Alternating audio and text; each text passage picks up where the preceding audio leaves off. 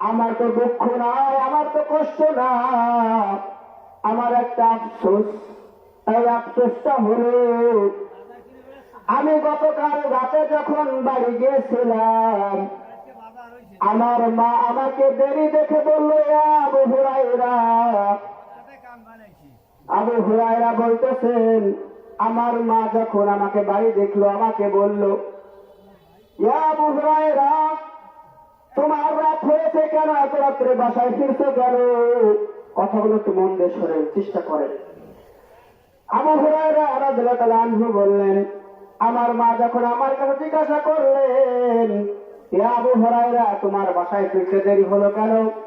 আমি বললাম, মা, আমি আমার রাসূলের সান্নিধ্যে ছিলাম, আমি আমার রাসূলের কাছে ছিলাম, খেদমতে ছিলাম, আমি আমার রাসূলের বাণী শুনতেছিলাম, কথাগুলো শুনতেছিলাম।